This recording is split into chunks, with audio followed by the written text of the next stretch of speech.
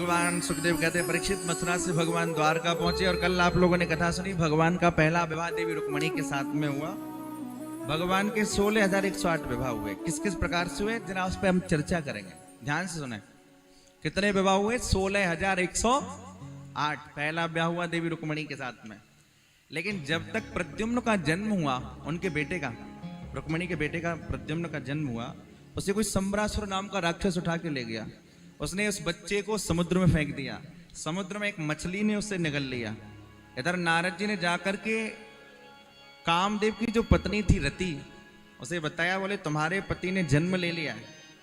प्रद्युम्न जो है ये पिछले जन्म के कामदेव हैं।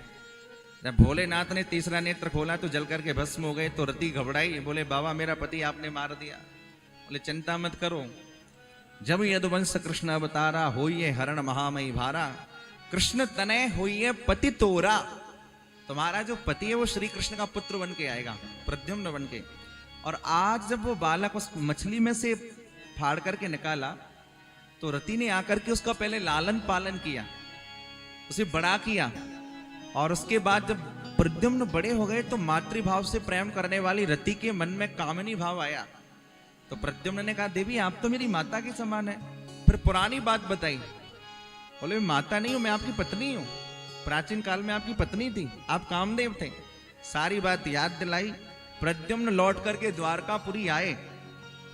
कहा आए? द्वारका। लेकिन यहां भगवान के 16,108 विवाह हो गए। परीक्षित कैसे हुए? पहला ब्याह देवी रुक्मणी जी के साथ में हुआ। ध्यान से सुनना। एक थे महाराज सत्राजित, भगवान सूर्य की बड़ी उपासना करते थे। सूर्य की उपासना करने वालों के पास में वैभव खूब होता है। जो लोग आदित्य हृदय स्तोत्र का पाठ करते हैं उनके पास खूब धन वैभव होता है। उनके दिमाग में कभी टेंशन नहीं होती, डिप्रेशन नहीं होता। सूर्य उपासना का ये बहुत बड़ा भाव है। मणि प्राप्त थी सत्राजित को, उसका नाम था शमंतक मणि।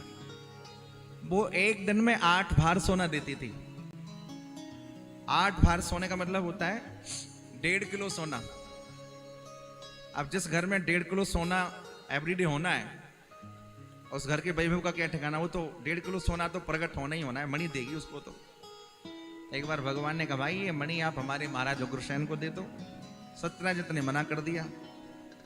सत्राजित का भाई था एक प्रसेन, वो मणि को पहन करके जंगल में चला गया। प्रसेन को एक सिंह ने मार डाला, मणि को छीन लिया। सिंह को एक भालू ने मार डाला, भालू ने उस सिंह से मणि को छीन लिया। लेकिन सत्राजित के दिमाग में यह बात बैठ गई कि मणि के चक्कर में श्री कृष्ण ने मेरे भाई प्रसेन को मरवा डाला। एक दिन पत्नी ने पूछा, आप इतने उदास क्यों? बोले देवी जी बात तो कुछ नहीं है, पर मैं तुम्हें कुछ बताना चाहता हूं, तुम किसी से कहना नहीं। और हमारी माताओं का स्वभाव बड़ा कोमल होता है। आपने कोई बात बताई, बहुत अच्छा किया, पर अगर यदि ये कह दिया किसी से कहना नहीं, तो फिर कुछ ज्यादा ही अच्छा कर दिया। जब तक वो बात एक से दूसरी के कान में, दूसरी से तीसरी के कान में, तीसरी से चौथी के कान में, सोशल मीडिया भी फैला है इनके सामने प्रचार के चक्कर में। एक को पता चल जाए कथा हो रही है, अगले दिन सबको पता चल जाता है कथा हो रही है। करणे करणे झपंजना, सब जगह चारों ओर बात फैल जाती। पूरी द्वारकापुरी में हल्ला मच गया। सत्राजित की पत्नी ने अपनी एक सहेली से कहा, उसने दूसरी से कह दिया, तीसरी चौथी, पूरी द्वारकापुरी में हल्ला मच गया।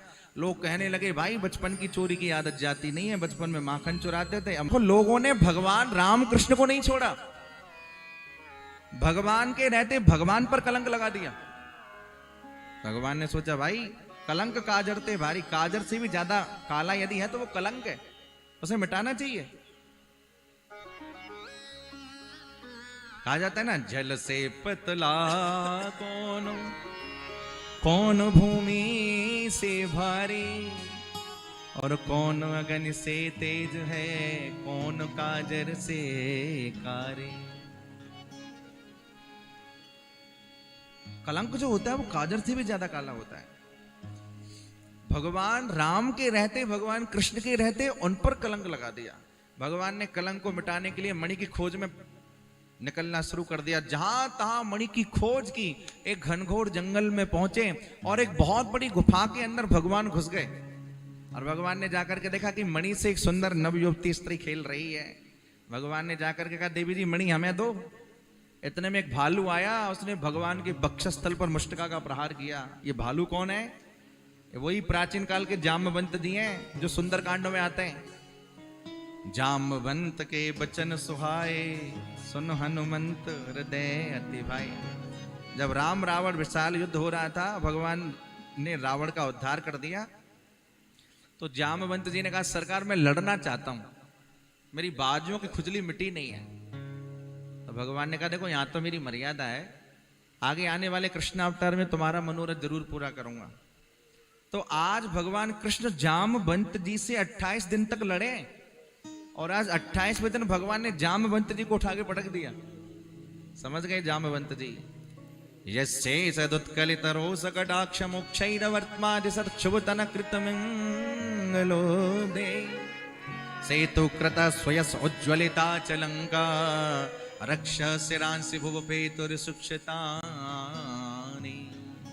सरकार आप ही हमारे राम जी हैं, आप इस मणि को तो लेकर के जा रहे हैं, पर मणि से खिलने वाली को भी साथ में लेकर के जाइए। जब गुफा में गए तो अकेले थे, और जब बाहर निकल के आए तो जुगल हो गए। तो भगवान का दूसरा ब्याह किससे हुआ? जामवती से। ला करके मणि राजा सत्यराजित को दी। सत्यराजित को लगा कि ये तो मैंने अच्छा नहीं किया, भगवान पर झूठा कलंक लगाया। तो अपनी बेटी का ब्याह, सत्यभामा का ब्याह भगवान के साथ किया। कितने ब्याह हो गए? गिनते जाना भाई, 16,108। आज की सारी कथा विवाह में निकल जाएगी। एक बार भगवान, आजकल हम जिसे दिल्ली कहते हैं, इसका प्राचीन नाम है इंद्रप्रस्थ। क्या नाम है? हमारे वैसे योगी जी इस काम को भी बड़े ध्यान से देख रहे हैं। वो ताजमहल को भी राजमहल बना देना चाहते हैं, और वो निश्चित बना देंगे,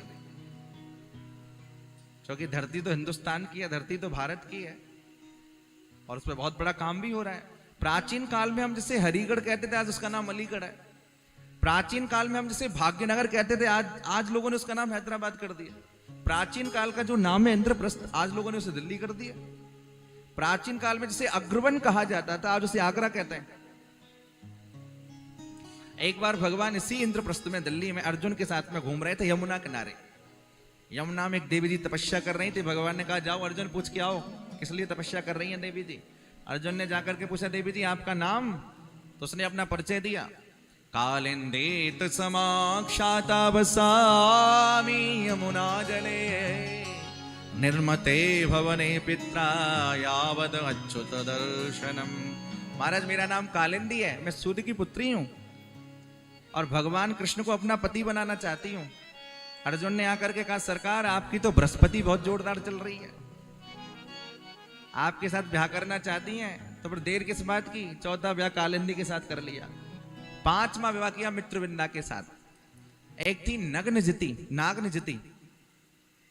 भगवान ने 7 बैलों को नाथ करके राजा नग्नजित की पुत्री नागनजिति के साथ में विवाह किया। एक थी महाराज श्रुतकीर्ति, उनकी बेटी का नाम था भद्रा। श्रुतकीर्ति भगवान को अपना दामाद बनाना चाहती थी। जितना पुत्र पे लाड़ नहीं होता है, उससे ज्यादा लाड़ दामाद पे होता है। शास्त्र ऐसा कहता है, जितना पुत्र पे लाड़ नहीं होता है, और होना भी चाहिए भाई, अपनी आपकी पुत्री के पति हैं वो, उससे ज्यादा लाड़ दामाद पे होता है शास्त्र की दृष्टि से। तो श्रुतकीर्ति के मन में यह भाव था कि मेरी जो पुत्री है भद्रा, इसका विवाह भगवान के साथ हो, भगवान मेरे दामाद बने। तो भगवान के साथ 7वां विवाह हुआ। एक बार चक्र में घूमती हुई मछली की आंख को लक्ष्य बना करके भगवान ने लक्ष्मणा को प्राप्त किया। कितने हो गए? 8। वही तो 16,100 बाकी हैं। एक था भौमासुर, प्राग ज्योतिषपुर में रहता था, उसके यहाँ 16,100 राजकन्याएं थी, सबको बंदी बना रखा था। आज भगवान को पता चला, पहले जाकर के भौमासुर का उद्धार किया, और फिर एक ही मुहूर्त में 16,100 राजकन्याओं के साथ में विवाह किया। 16,100 रूप बनाए और 16,100 राजकन्याओं के साथ विवाह किया। कितने हो गए? 16,108। परीक्षित ने पूछा, सरकार इनके बच्चे भी हुए? बोले सबके बच्चे हुए। ये काम भगवान ही कर सकते हैं, इंसान के बस की नहीं है। इसलिए मैंने कल कहा था, भगवान भगवान है, इंसान को भगवान नहीं बनना चाहिए कभी भी, किसी हाल में। इंसान ही रहो, भगवान मत बनो। 16,108 विवाह हुए, सबके 10-10 पुत्र हुए और एक एक पुत्री। तो 16,108 तो बेटियां हो गई और 16,108 गुणा 10 कितना हुआ? अब लोग कैलकुलेशन करेंगे मोबाइल निकाल के। देखो मोबाइल ने विकास तो किया है, विनाश भी किया है। हमारी सोचने की शक्ति को कितना वीक कर दिया। अब हम मेंटली लेवल पे मेहनत नहीं करना चाहते। बोले उपलब्धि है ना सामने, तुरंत जाकर के अपना चेक कर लो। लेकिन पुराने जमाने में कहां था कैलकुलेशन, और उनके जो हिसाब होते थे महाराज बड़े जबरदस्त होते थे। 16,108 गुणा 10 यानी 1,61,080 कितना हुआ? 1,61,080। इतने तो भगवान के बेटे थे और 16,108 भगवान की बेटियां। अब आप कहेंगे ये तो बहुत बड़ा कुंडबा हो गया, बहुत बड़ा परिवार हो गया, छोटी मोटी घर गृहस्थी नहीं चलती आजकल तो हम दो और हमारे दो का ही समाज चल गया है। इतने बड़े परिवार का कैसे भगवान लालन पालन करते होंगे? भगवान है, कर सकते हैं। 16,108 तो बहुत कम है भैया। संसार में हम जितने भी लोग हैं हम सब भगवान की पत्नियां हैं, बस इतना समझिए। हम सबके परम पति यदि कोई है तो केवल भगवान है। बोलो राधे राधे, सब कहिए राधे राधे।